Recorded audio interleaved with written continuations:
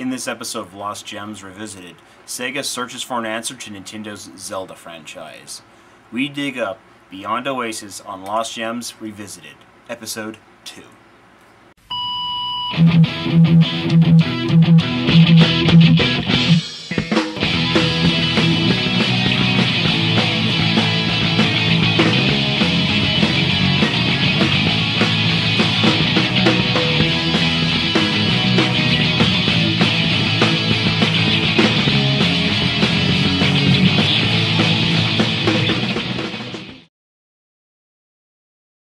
And welcome to episode 2 of Lost Gems Revisited. Today we're going to be talking about Beyond Oasis, released for the Sega Genesis in 1994. In the 1990s, Sega was doing everything they can to compete with Nintendo and other mainstream titles that released for the Super Nintendo. Sega created Sonic to directly compete head-to-head with Nintendo's Mario. Sega also had some classic RPGs like Phantasy Star and Shining Force as an alternative for RPG fans of Final Fantasy and Dragon Warrior. However, Sega never seemed to have an answer for the Zelda franchise. There was Golden Axe Warrior for the Master System, but due to the system not selling well, no one ever really noticed it. But Sega finally released something that could easily stand toe-to-toe with Sega's flagship title, Zelda: Link to the Past. That was Sega's Beyond Oasis, or otherwise known as the Story of Thor in Japan and Europe. Beyond Oasis was a technical achievement for Sega because of its amazing graphics and soundtrack. Its graphics are arguably some of the best for the system, and has tons of animation for every character, and also boosting a huge palette of colors. The game's soundtrack also stood out as amongst the best for the system to date. Music was composed by Yuzo Koshiro, who also founded the company Ancient that developed Beyond Oasis. Yuzo Koshiro is also noted as a composer for games like Yeast 1 and 2, Streets of Rage, and ActRaiser 1 and 2.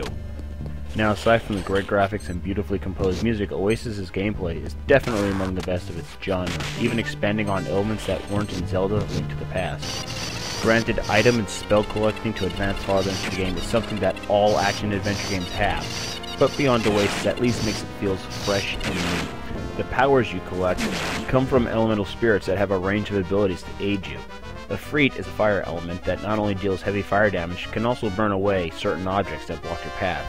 And Dido, for instance, is the water spirit, and she's able to heal you as well as put out flame-based enemies. There is also a number of different types of weapons you can pick up in Beyond Oasis. You do have your primary weapon, which is the knife, with unique attacks, but you can also use broadswords, crossbows, and bombs to vanquish your enemies. And most importantly, let's not forget about the jump button. Yes, in this game you can jump all over the place, which allows for you to have a brand new gameplay experience.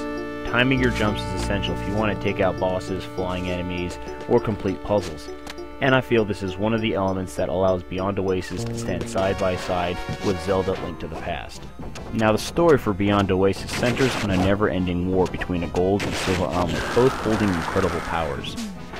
Both were lost centuries ago after a great war, but many years later, Prince Ali discovers the gold armlet on an abandoned island. The spirit of the former wearer appears and tells Ali that the silver armlet has been discovered, and that he must seek out the help of the other elemental spirits. So pretty much, you will be running around from location to location, trying to find the spirits to help you along your quest, while trying to follow the man wearing the silver armlet and thus defeating him. Now, unfortunately, it won't take you long to do this. The game on your first playthrough should take about 10 to 12 hours to complete. And you can add about a couple more hours if you want to go around collecting items like gems in order to power up Ali.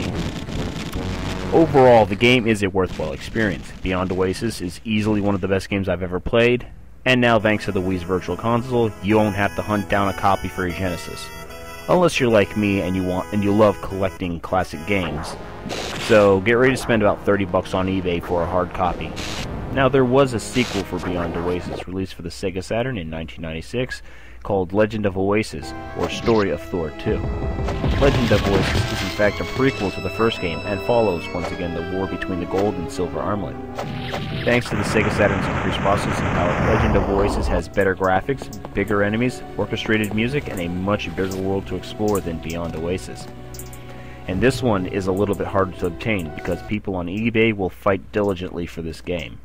But the wait for it might not be long, as it could possibly be re-released on the Xbox Live Arcade or PlayStation Network. Sega made an announcement recently that they are considering releasing Sega Saturn games on both of those networks, after a month of mentioning that they will be bringing Dreamcast games to the Xbox Live Arcade and PlayStation Network. So keep your fingers crossed and hope that this one does come true, guys. Thank you for watching this episode of Lost Gems, and remember to keep on gaming.